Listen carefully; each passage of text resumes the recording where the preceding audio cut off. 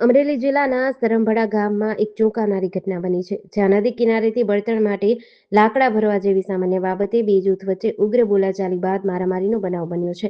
આ હિંસક અથડામણમાં દલિત સમાજના બે યુવાનો રોહિતભાઈ નાજાભાઈ દાફડા અને અલ્પેશભાઈ દેવાભાઈ દાફડા ગંભીર રીતે ઇજાગ્રસ્ત થયા હતા.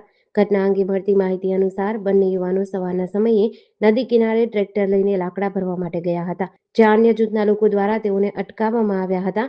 ટ્રેક્ટર આગળ વધારવા બાબતે થયેલી સામાન્ય બોલાચાલી બાદ મામલો બીચક્યો હતો અને સામા પક્ષના લોકોએ ફોન કરીને અન્ય સાથીદારોને પણ બોલાવી લીધા હતા.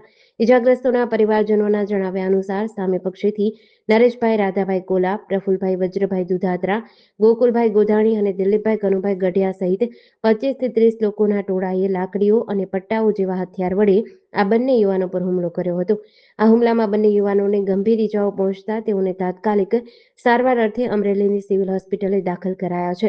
ભોગ બનનાર પક્ષ દ્વારા આ મામલે કડક કાનૂની કાર્યવાહી કરવા અને જવાબદાર શખ્સોની વહેલી તકે ધરપકડ કરી ન્યાય આપવાની માંગ કરી છે. મારું ગામ રૂપાભાઈ ચુમાભાઈ દાપડા, ગામ સરંભડા, રહેવાસી નિર્ભયપુરા.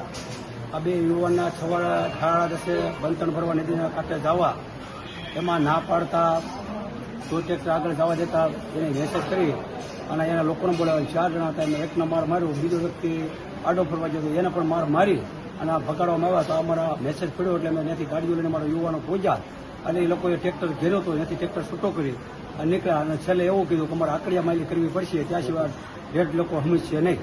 બરોબર, એટલે અમારી માંગ એક જ છે કે અમને ન્યાય મળવો જોઈએ અને એને વહેલી તકે ગાડીઓને ભોગવી જોઈએ અને વહેલી તકેની ધરપકડ થાય ને એટલી અમારી માંગ છે.